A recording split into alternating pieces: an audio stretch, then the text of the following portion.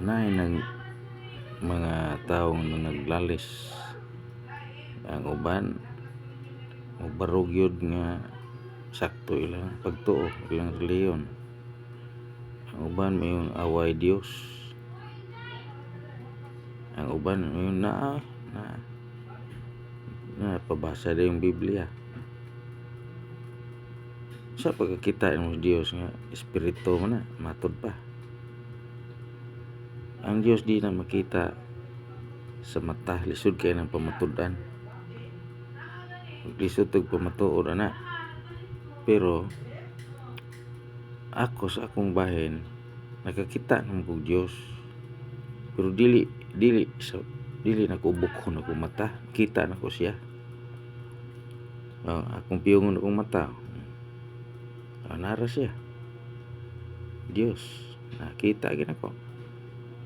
Pero bukhon akong mata, di gina ko makita, kay espiritu na.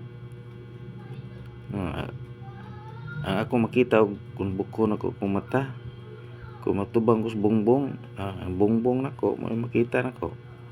Kung mohangad ko nakisame nang silingpan, mo ra makita nako. Muduko sa ko, kung muduko ko mayo, makita nako kung purol, akong tiil saog. Di gyud makita ang Dios kung imo tan-awon bukhon imong mata. Pero suway piyong yung mata, piyong nga para nako kita kay na kong Dios. Kita kayo, kita na kong Dios. Kamo wa mo kakita kay sa inyo gusto mo tan-aw inyo bukhon yung mata. Di na makita ang Dios kung bukhon yung mata. Pero piyo nga yung mata ba niya, piyong dugay niya, concentrate yun, di ba? Musulti siya rin mo, kigsulti, suway rin niyo, suway. Ana sayon ra kay pangitaong Dios suway ninyo.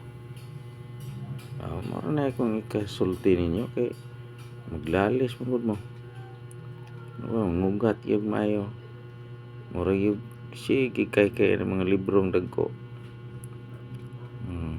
Pamatuod nga sila go'y correct, pero kutob na diha, di sila kita, ako kita ko.